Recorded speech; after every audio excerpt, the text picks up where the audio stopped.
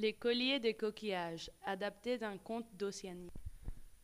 Le motif de la plante qui grimpe jusqu'au ciel et de la rencontre entre un jeune garçon et deux êtres surnaturels se retrouve dans d'autres contes, comme Jacques et l'haricot magique, par exemple.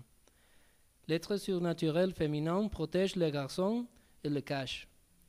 Dans le conte océanien, le personnage masculin appartient à la catégorie des êtres sécurables, donateurs d'objets magiques. Dans la tradition occidentale, un des objets magiques est une serviette ou une nappe qui se couvre magiquement de mets. Ici, on a une école inépuisable. Vous allez maintenant entendre l'histoire du collier de coquillages. Dans une petite île du Pacifique, vivaient un homme et sa femme. Ils habitaient avec leur fils dans une petite cabane, avec juste une natte pour dormir et pas grand-chose à manger. Dans cette île, ils n'avaient pas d'argent, et pour acheter les choses, on se servait des coquillages.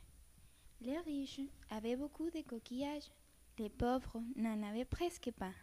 Cet homme et sa femme, qui étaient les plus pauvres des pauvres, n'en avaient aucun, même un tous les petits. Un jour, en se promenant dans les villages, leur fils arrive devant un groupe d'hommes en train de manger. Il s'arrêta et se mit à contempler avec envie tous ces plats appétissants et à renifler la bonne odeur qu'ils répandaient. L'un des hommes lui dit avec un gros voix: Pourquoi restes-tu planté là?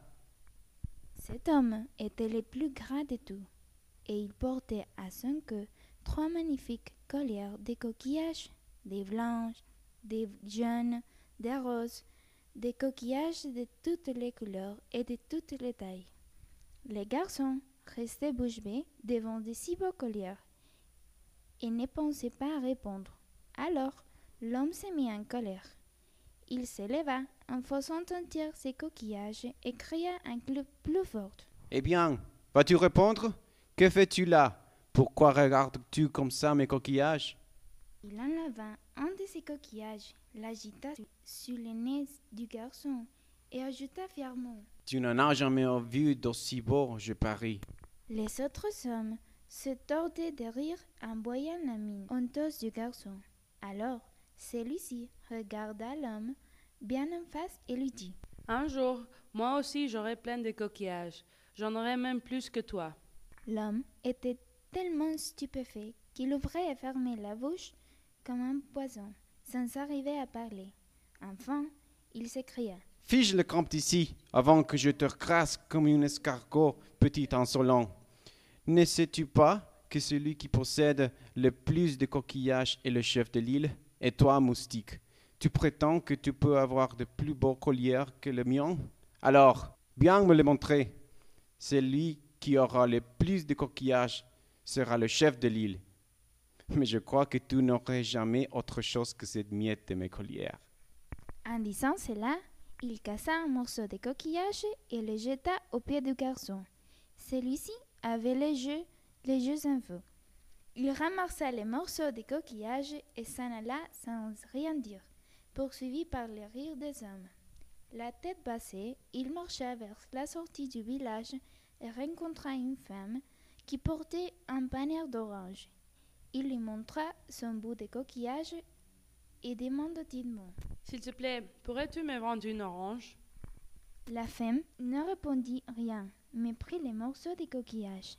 Puis, elle ouvrit un orange, en détacha un quartier, en lava un pépin et l'étendit au garçon. Voilà ce que tu peux acheter avec ton morceau de coquillage, dit-elle d'un air moqueur. Le garçon prit les pépins et s'en alla, pendant que la femme mangeait tranquillement l'orange. Il rentra chez lui et planta les pépins d'orange derrière la cabane. Puis, il s'entendit sur sa natte, triste et fatigué, et finit par s'endormir. Quand il se réveilla, un arbre était sorti du pépin et avait poussé si haute qu'on ne voyait plus les plus hautes branches. Alors, le garçon grimpa à l'arbre si haut qu'il arriva au nuage. Et là, il vit une maison accrochée des nuages comme un nid d'oiseaux dans les branches. Le garçon entra dans la maison et tomba nez à nez avec une femme qui fut très étonnée de les voir. Comment es-tu arrivé ici? Demanda-t-elle. C'est très dangereux de venir dans la maison d'un esprit. Mon mari risque d'être très fâché. Pourquoi serait-il fâché? Dit le garçon. Je n'ai fait que monter à l'arbre.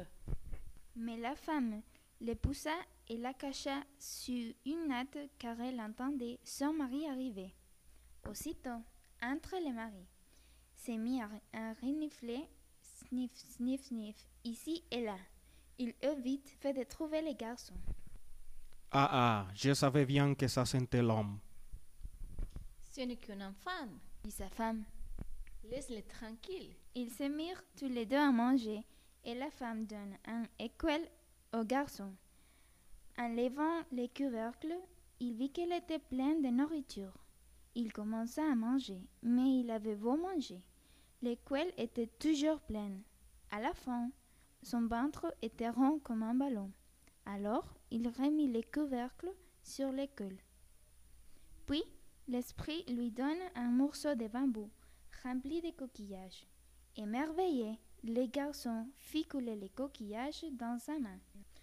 En quelques secondes, sa pomme était pleine et il en tombait toujours dans sa main et par terre. Il y en avait tant qu'on ne pouvait pas les compter. Le garçon les ramassa soigneusement, les remit dans la tige de bambou et remercia l'esprit. Prends encore ceci. Lui dit l'esprit en lui tendant une hache. Dès que tu seras à terre, coupe l'arbre, car l'homme ne sont pas faits pour visiter ton esprit. Le garçon remercia encore et descendit le long de l'arbre, en emportant l'écuelle, le bambou et la hache. À peine arrivé au sol, il coupa l'arbre avec la hache et appela ses parents. Papa, maman, prenez cette écuelle et régalez-vous. Moi, il faut que j'aille voir quelqu'un. Et il alla trouver le chef du village qui s'est mis à rire en les voyant. Alors, tu as tes coquillages? Demanda-t-il en secouant ses colères. Nous allons d'abord compter les tiens. Dit le garçon.